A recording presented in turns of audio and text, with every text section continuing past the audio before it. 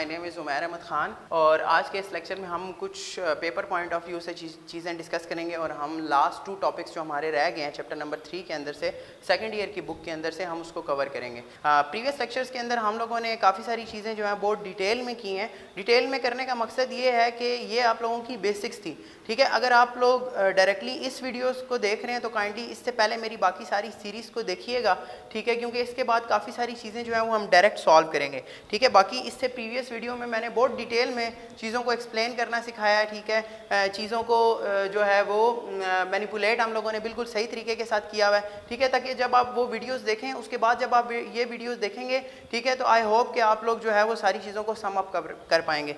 यहाँ पर paper point of view से हमारे पास एक क्वेश्चन आता होता है जो कि एक्सप्रेशन से रिलेटेड है। लास्ट टॉपिक भी हमारे पास एक्सप्रेशन का ही था जिसको हम लोगों ने डिस्कस किया। For example paper point of view में हमारे पास एक क्वेश्चन आता है जो कि ज़्यादातर एमसीक्यूज में आता है, लगातार 2 सालों से आ रहा है, ठीक है। अक्सर स्टूडेंट यहाँ पर कंफ्यूज हो जाते हैं। फॉर एग्जांपल हमारे पास है a की वैल्यू 1 एंड b की value for example let's say 2, ठीक है, और हमारे से पूछा क्या जाता है b या फिर b multiplied equals two plus plus a, ठीक है। इस केस को भी सॉल्व करेंगे और दूसरा हमारे पास लिखा जा सकता है a is equals to 1 and b is equals to 2, let's say b multiplied equals to, यहाँ पर प्लस भी हो सकता है, ठीक है। ये कंपाउंड अरिथमेटिक ऑपरेटर है, इसको सॉल्व करने का तरीका देखते हैं, ठीक है। उसके बाद लिखा हो सकता है a प्लस प्लस। सो आपसे जो डिमांड की जाती है वो आपसे पूछा जाता है कि what will be the value of b, ठीक। अब इस इक्वेशन को सॉल्व करते हैं।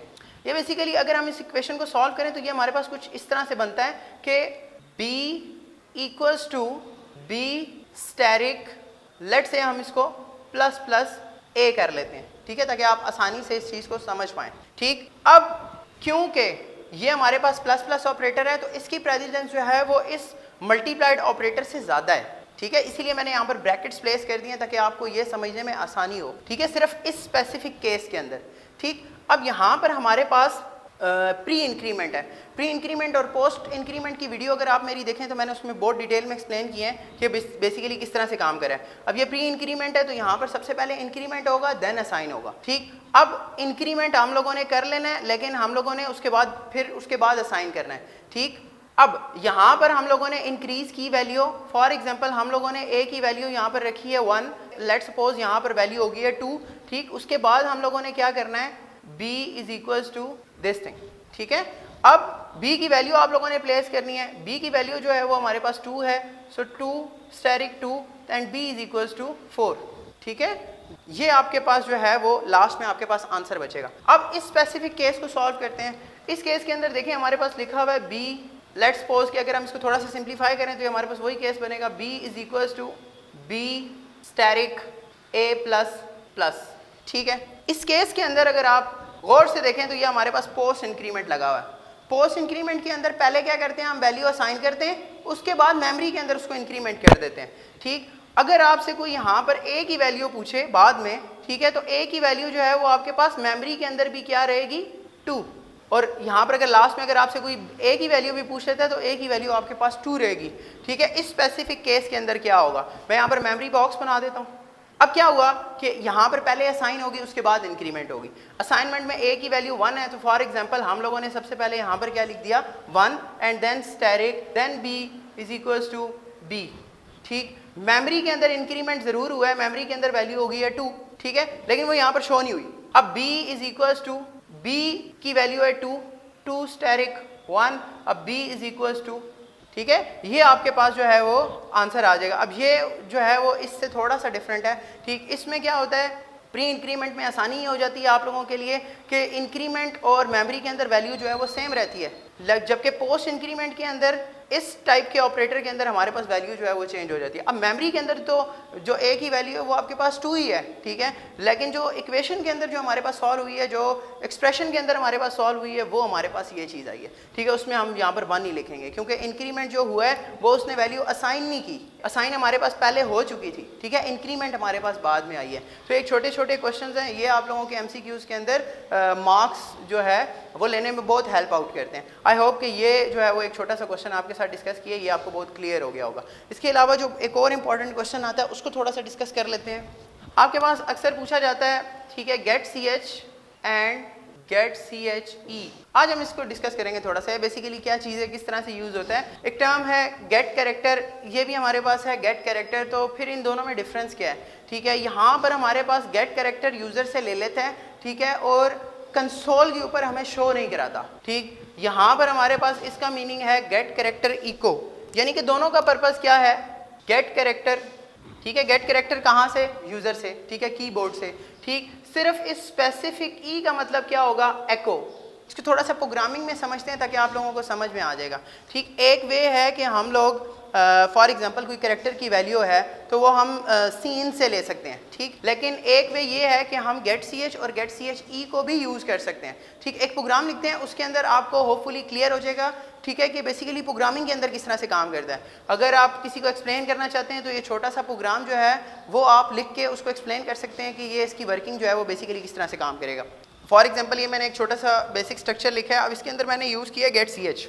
बेसिकली पर्पज़ क्या होता है इसका, अब ये फॉर एग्जांपल हमारे पास आउटपुट है, आउटपुट के अंदर हमारे पास, अब यहाँ पर देखें हमने बॉडी ऑफ द मेन जो है वो हमने खाली छोड़ी हुई है, ठीक है। इसके अंदर हम लोगों ने कुछ भी नहीं लिखा। हमारे पास गेट सी एच का पर्पज़ क्या है कि यहाँ पर आपके पास कर्सर ब्लिंक होना शुरू हो जाएगा, ठीक है, यानी कि वो आपसे कोई कैरेक्टर की डिमांड कर रहा है। लेट्स सपोज आप लोगों ने यहाँ पर कोई कीबोर्ड से प्रेस किया ए, फॉर एग्जांपल स्पेस बार, आप लोगों ने कोई प्रेस किया ई, ठीक है, तो डायरेक्टली ये कंसोल जो है वो यहाँ पर आपको स्विच करवा देगी, ठीक। आपको कुछ लिखा हुआ नज़र नहीं आया, ठीक है। ये काम होता है गेट सी एच का, ठीक। गेट सी एच एक और वे में भी यूज़ होता है जो हम कैरेक्टर लेने के हवाले से यूज़ करते हैं। फॉर एग्जांपल इसी प्रोग्राम को थोड़ा सा चेंज कर देते हैं तो हम देखते हैं कि वो किस तरह से काम करेगा। बेसिकली ये हम लोगों ने एक वेरिएबल लिया है, ठीक है, जिसका नाम हम लोगों ने रखा है सी एच, ठीक। अब फॉर एग्जाम्पल हम यूज़र से ले रहे हैं वैल्यू।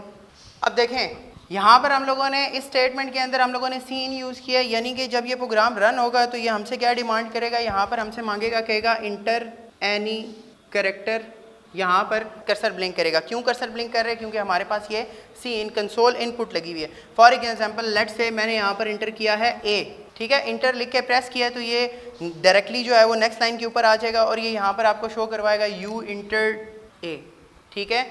आप यहाँ पर एक और वर्ड यूज़ कर सकते हैं, यहाँ पर आप लिख सकते हैं सी एच, लेट से आप लिख सकते हैं C H is equals to get C H, ठीक है। आप लोगों ने गेट सी एच यूज़ किया तो इसका इफेक्ट क्या हुआ, बेसिकली आप लोगों ने यहाँ पर क्या आपके पास लिखा हुआ आया inter any character. Let suppose आप लोगों ने ए ही प्रेस किया, ठीक है, आप लोगों ने ए ही प्रेस किया, लेकिन यहाँ पर आपको ए लिखा हुआ नज़र नहीं आएगा। मेमोरी के अंदर वो ज़रूर स्टोर हुआ है। For example this is your memory और कैरेक्टर जो है वो हमारे पास 1 बाइट लेता है, नाम इसका क्या है सी एच, वेरिएबल का नाम। अब वैल्यू जो हम लोगों ने फॉर एग्जांपल यहाँ पर आप लोगों ने ए स्टोर करी है, वो ए स्टोर ज़रूर हो जाएगा लेकिन आपको डिस्प्ले नहीं होगा, ठीक है। गेट सी एच का बेसिकली यही पर्पज़ है। अब फॉर एग्जांपल आपके पास शो हो रहा है यू इंटर्ड ए, ठीक है, क्योंकि वो मेमोरी के अंदर जो है वो सेव हो गया था। जब आप यूज़ करते हैं गेट कैरेक्टर ई को, फॉर एग्जाम्पल हम यहाँ पर ई यूज़ कर लेते हैं, तो यहाँ पर क्या हुआ कि यहाँ पर आपको ए फिर लिखा हुआ भी नज़र आएगा जो सीन में हमारे साथ काम हुआ।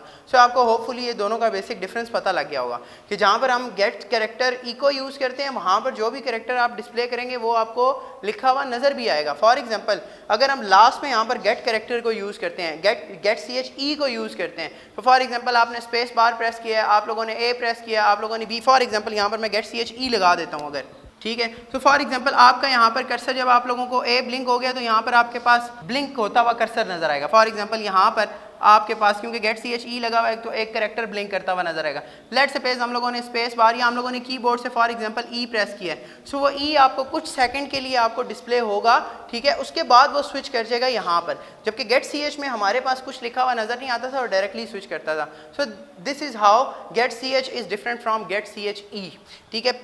एक और हमारे पास जो इस चैप्टर का लास्ट टॉपिक रह गया हम उसको भी डिस्कस कर लेते हैं, that is about ternary operator या जिसको हम कंडीशनल ऑपरेटर भी कहते हैं। ये बेसिकली चैप्टर नंबर 4 का ही टॉपिक है लेकिन इसके अंदर हम थोड़ा सा डिस्कस करेंगे बेसिकली किस तरह से काम करता है, ठीक है। तो हम चलते हैं अपने नेक्स्ट टॉपिक के ऊपर। नेक्स्ट टॉपिक जो हमारे पास है दैट इज़ टर्नरी ऑपरेटर और जिसको हम कंडीशनल ऑपरेटर भी कहते हैं, ठीक है। पेपर पॉइंट ऑफ व्यू से ये इसलिए भी इंपॉर्टेंट है कि कई दफ़ा जो है वो इसका क्वेश्चन आ जाता है। ये और इफ़ एल्स जो है वो तकरीबन सेम ही काम करते हैं, ठीक है। ये जो है वो थोड़ा सा एक ही लाइन पे आपको डिस्प्ले कर देगा, वहाँ पर आपको मल्टीपल लाइंस के ऊपर वो काम जो है वो आप करवा सकते हैं, ठीक है। जबकि टर्नरी ऑपरेटर बेसिकली काम किस तरह से करता है, ये इसमें हमारे पास सबसे पहले कंडीशन होती है। कंडीशन अब आप बना कैसे सकते हैं, हम लोगों ने रिलेशनल ऑपरेटर को डिटेल में डिस्कस किया है। By using relational operator you can make some condition, और अगर आपने कंपाउंड कंडीशन बनानी है तो you can use logical operators. Logical operators को यूज़ करके आप जो है वो मल्टीपल कंडीशंस को जो है वो बना सकते हैं। इस टॉपिक के अंदर सबसे पहले इसका सिंटैक्स आता है, सिंटैक्स को डिस्कस करते हैं। ठीक है जी, अब सिंटैक्स में हमारे पास सबसे पहले क्या चीज़ आती है, कंडीशन। कंडीशन के बाद आपके पास चीज़ आती है क्वेश्चन मार्क। ठीक है, क्वेश्चन मार्क के बाद आपके पास फॉर एग्जांपल लेट्स से कि हमारे पास अगर ये कंडीशन ट्रू है तो हमारे पास यहाँ पर फर्स्ट पे आता है ट्रू, और देन आपके पास आते हैं कॉलन। यहाँ पर भी स्टूडेंट कंफ्यूज कर देता है, इसको यहाँ पर सेमी कॉलन लिख देता है। ठीक है, और देन आपके पास आती है फॉल्स। ठीक है जी, यानी कि आपके पास सबसे पहले आई कंडीशन, कंडीशन के बाद आई आपके पास ट्रू वैल्यू या फिर आपके पास आई फॉल्स वैल्यू। एक छोटा सा प्रोग्राम करते हैं, लेट सपोज उसको देखते हैं वो किस तरह से काम कर रहा है। दो तरीक़ों से ये जो है वो हमारे पास कंडीशनल ऑपरेटर जो है वो यूज़ होता है। कौन से दो तरीक़ों को यूज़ करते हुए हम लोग जो है वो इसको यूज़ कर सकते हैं। ठीक है, इसका यूजेज है, ठीक है, उसको हम डिस्कस करते हैं बाद में। हम इसी टॉपिक को जो हमारे पास नेक्स्ट टॉपिक है हम उसके साथ भी रिलेट करेंगे और हम देखेंगे कि ये जो है वो एल्स इफ के साथ किस तरह से मैच करता है या उसकी फंक्शनैलिटी इसके साथ किस तरह से मैच करती है। एक सिंपल सा प्रोग्राम लिखते हैं, उसके बाद हम लोग देखेंगे कि ये इसकी वर्किंग क्या है। बेसिक सिंटैक्स से ही स्टार्ट कर रहा हूँ। बेसिक स्ट्रक्चर लिखा है थोड़ा सा। अब फॉर एग्जांपल मैं एक इंटीजर की वैल्यू ले लेता हूँ। लेट सपोज मैं लेता हूँ इंट n। ठीक है, अब इसको यूज़र से ले लेते हैं, तो यूज़र से लेने के लिए मुझे सीन यूज़ करना पड़ेगा। उसकी स्टेटमेंट लिखते हैं फॉर एग्जांपल लेट से सी out.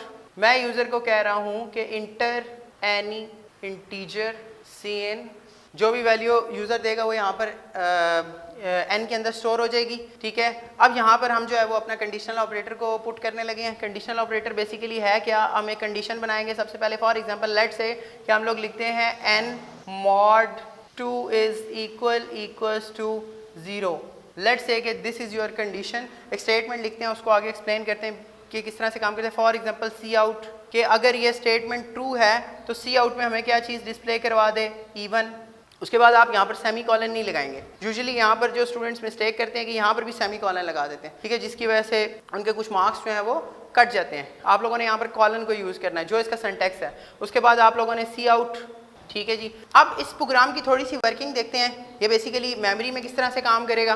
This is your output, और ये एक हमारे पास मेमोरी एक स्पेस बना लेता हूँ। फॉर एग्जांपल लेट्स से कि इंटीजर मेमोरी में कितने बाइट ले रहा है, 4 या फिर 2 अगर आप टर्बो C++ यूज़ कर रहे हैं। ठीक, और यहाँ पर हम लोग जो है वो इसकी वैल्यू है n। ठीक, अब ये आपके पास दिस इज़ कॉल्ड डिक्लेरेशन। ठीक है, this is called variable declaration, ये जो आप लोगों ने स्टेप लिखा है। ठीक, इसके बाद हमारे पास नेक्स्ट स्टेटमेंट है। नेक्स्ट स्टेटमेंट में आपके पास कहता है सी आउट, यानी कि आप लोग कुछ ना कुछ डिस्प्ले करवाना चाह रहे हैं, और ये सारी की सारी स्ट्रिंग्स हैं। ठीक है, अब स्ट्रिंग जो है वो एज इट इज़ हमारे पास आएंगी। ठीक है, अब फॉर एग्जांपल लेट से हम लोगों ने यहाँ पर लिखा है इंटर एनी इंटीजर। ठीक है, अब इंटीजर में लेट सपोज मैंने वैल्यू डाली है 15। अब बेसिकली सीन से यहाँ पर क्या हुआ कि ये 15 वैल्यू जो है वो यहाँ पर स्टोर हो गई है।